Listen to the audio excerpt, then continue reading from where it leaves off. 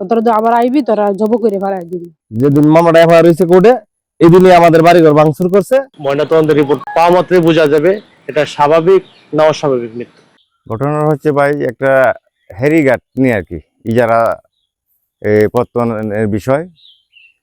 পরে আমাদের দুই মসজিদ কমিটি এক পক্ষে, আর যে মারা গেছে স্বাভাবিকভাবে যে মারা গেছে ওনা হইল এক পক্ষে। ওনার চাইছিল জলিলে দিত, আর আমরা সারা গ্রামবাসী মসজিদ পক্ষে চাইছিলাম এই ওপেন পত্তনের মধ্যে শাহজুলকে আমরা দিলাম আর কি। ৬৫০০ টাকার মধ্যে ১০,০০০ টাকা দিল পেমেন্ট নগদ, বায়নাপত্র করছে। এরপরে সে কি করছে, আমাদের অনজান মতো ঘুমন্ত অবস্থার মধ্যে একটা মামলা করছে। মামলা করে পরে ২ তারিখের ভিতরে ২জন আসামি গ্রেপ্তার করেছে।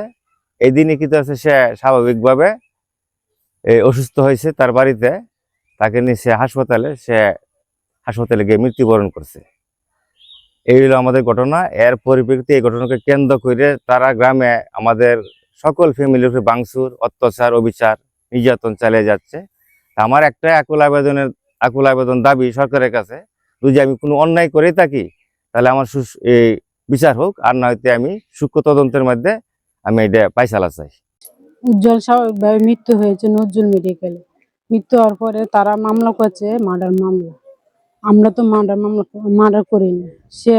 তার লোকজনরা আমাদের বাড়িঘর ভাঙচুর করেছে, ভাঙচুর করে আমাদের মারপিট করেছে, আমাদের শরীরে মরিচ দিয়েছে, মারপিট করেছে, দর্শন করার কথা বলছে, দর্শন করতে আমরা দর্শন করার লাগে দেই না, আমাদের বেশি অত্যাচার করেছে। তখন আমাদের বাড়ি ঘরে যাওয়ার লাগে দিতে চাই না হেরা। তোরা তো আবার আইবি, তোরা জব করে ফেলাই দিবি। তখন হেরা মার্ডার মামলা করছে, আমরা হেরা আউনের হাতে যাও। হেরা কি করবো, সত্যটা মিথ্যাটা যাচাই করে আমাদের উপরে অত্যাচার করবো। আগেই কেন হেরা আমাদের উপরে হামলা চালিয়েছে, এটা আমাদের সরকারের কাছে বিচার চাই। তো আমরা ঘর বাড়ি নাই, ভাঙ্গে চুরমার করেছে, জিনিসপত্র আমরা যত মাল মাছ আছে, টাকা পয়সা আছে, সোনা গয়না আছে, হ্যাঁ সারা রাত বড়াই হেরা এটা নিয়ে গেছে। আমরা যে ঠিকানাতে লই আমলাতে, এই ঠিকানা ওলাতে নাই। আমরা বিচার চাই। পাতারকান্দি উজ্জ্বল স্ট্রোক করে মারা গেছে। আমরা কিন্তু দোষী করিনি, তাও আমাদের ঘর বাড়ি সব ভাঙ্গে চড়ে চুরমাল করে ফেলেছি। আমরা কিন্তু অপরাধ না, তাও আমরা অপরাধ লইছি। লাইট কোনো মতে যান বাসায় আইছি না, লাইট বড়া মানুষ করে লুকাই লইছি, ঘর দরজা আছে সব ভাঙ্গে চুরমাল করে ফেলছি। আমরা চলে আইছি, কোনো মতে আইছি যেমন জীবনটা বাঁচায়া, মানে আমাদের উপরে হামলা করতে চেষ্টা করছি। বা অর্ধেক লাইটের সময় মানে হানি মানে দাঁড়াই লইছি, দাঁড়ায় তাকে আবার আরেক ঘরে যায় পলাইছি, কোনো মতে জানটা বাঁচায় আবার সকালে উঠতে বাজা আসছে। সে মারা গেছে, স্ট্রোক করে মারা গেছে। সে বাবা বড়ি ব্যবসা করতো, রেয়াত্রকোন নামে সে 1 বছর জেল কাটাইছে।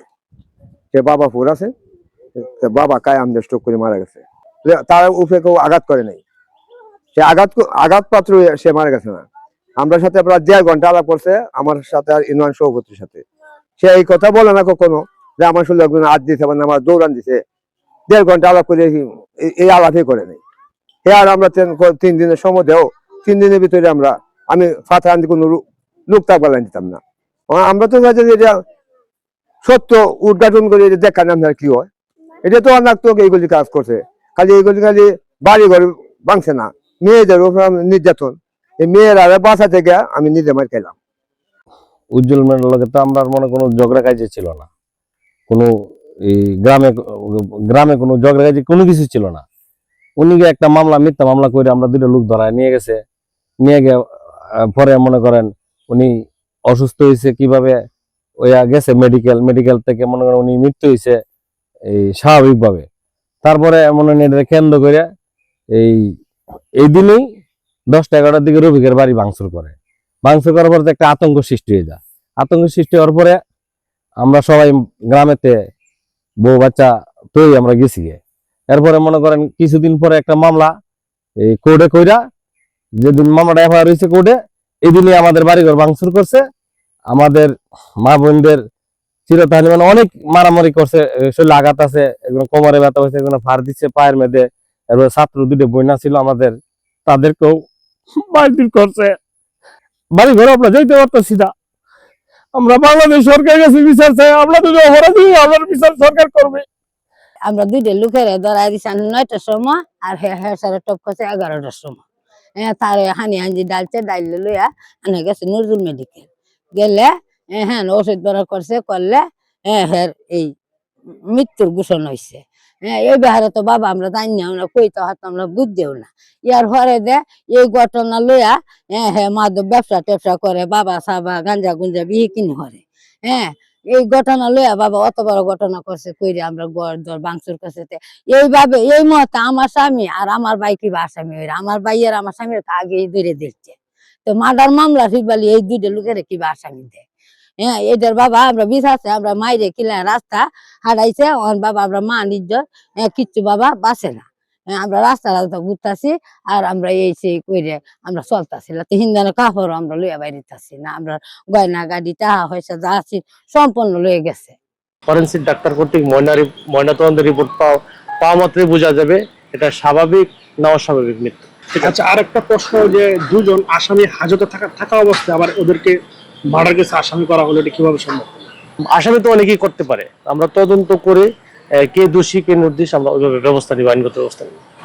আমার ওই পাতারকান্দি ঘটনার পর আমি চেয়ারম্যান হিসাবে প্রথমে আমি থানাকে ইনফর্ম করি, পাশাপাশি পুলিশের সাহায্য সহযোগিতা তাৎক্ষণিকভাবে চাই। ফোন করার পর ওনারাও দ্রুত সময়ের ভিতরে আমি সহ ওনারা সহ আমার গ্রাম পুলিশ সহ আরও কিছু গণ্যমান্য সহ আমরা ওই গ্রামে যাই, পাতারকান্দি গ্রামে। সবাইকে শিথিল পরিবেশ আমরা ওই সময় ছিল, আমরা আরও উত্তেজনা পরিবেশ না হওয়ার জন্য আমরা সবাইকে একটা উদ্বুদ্ধ করি, জনসচেতনামূলক বক্তব্য রাখি, পুলিশেরাও রাখে, গণ্যমান্যরা রাখে, রাইকা বা অতীত অঘটনের দিক বিবেচনা করে আমরা অতীত অভিজ্ঞতা থেকে আমরা এইবার যাতে পুনরাবৃত্তি আর অন্যায় না ঘটে, লুটপাটের যে ক্ষয়ক্ষতি যাতে না হয়, মানুষের মালামালের ক্ষয়ক্ষতি না হয়, এই জন্য আমরা একটা জোরালো পদক্ষেপ নিই পুলিশ ফোর্স সহ।